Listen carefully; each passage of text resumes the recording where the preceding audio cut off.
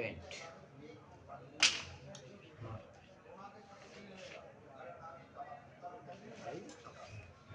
প্যান্টের লম্বা হলো 36 ইঞ্চি, 36। আপনার হাই হলো 22।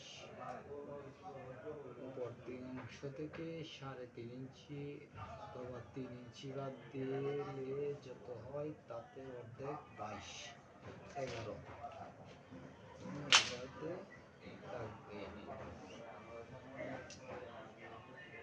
শিলানোর পরে 22 হাই হবে অথবা 23।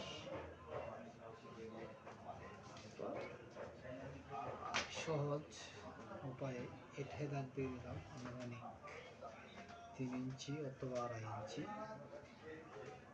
শেপ দিয়ে দিলাম চিলি হ্যাং লওয়ার কারণে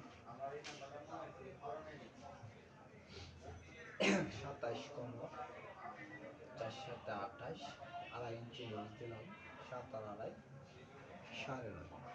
আর পায়ের মাপ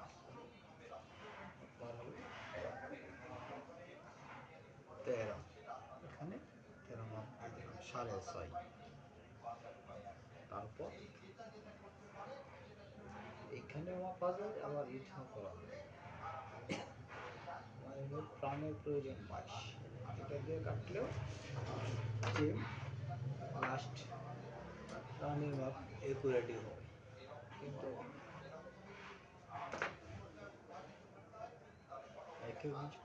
এক এক সিস্টেমে কাটে, অথবা এই দুইটা মাপ দিয়ে শেপ দিলেই আনুমানিক মাপ একুরেট হয়ে যাবে। এটা হলো সহজ পদ্ধতিতে, কিন্তু মাপামাপির বহুত কিছু আছে। এটা আপনি সিম্পলভাবে কাটতে পারেন, এত কিছু সমস্যা নাই। শিক্ষণীয় অবস্থায় এটাই যথেষ্ট। কাজ করলে মাথায় বুদ্ধি আসবে।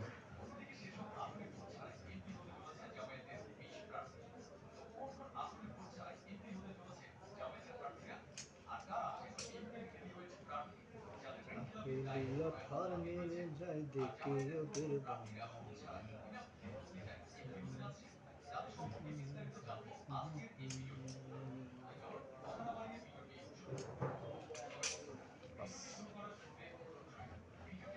কাপড়টা ধুয়ে নিলাম, নেওয়ার পর এই যে সমান করে চেকটা রেখে সোজা করে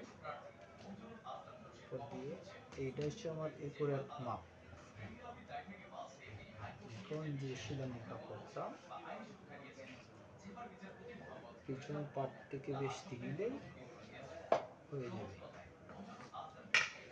এখানে যে 3.5 ইঞ্চি 3 ইঞ্চি বাদ দিছি আমি, এই যে এখান থেকে 3 ইঞ্চি হাই নিয়ে নিলাম,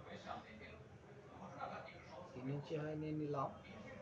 1.5 ইঞ্চি 1 ইঞ্চি করে 2.5 ইঞ্চি হাই উপরে আসবে, আবার রাউন্ডে আরো 1 ইঞ্চি পাবে। আমার 7 ইঞ্চি হাই বেড়ে যাবে মাপের চেয়ে। 7 ইঞ্চি হাই বাড়লে আমার এখানে আছে 8, 8 আর 16 আর হচ্ছে 7, আমার 23 ইঞ্চি হাই হবে। রাইন হবে 22। এই যে 12.5, 22, 2 ইঞ্চি বেশি আছে।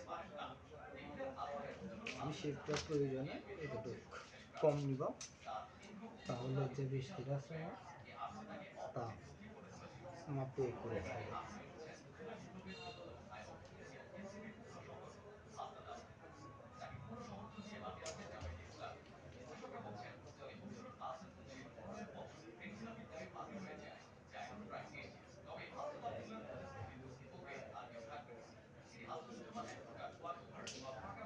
আমি আপনাদেরকে সহজ পদ্ধতিতে দেখানোর জন্য ভিডিওটি করলাম। ভালো লাগলে চ্যানেলটাকে সাবস্ক্রাইব করে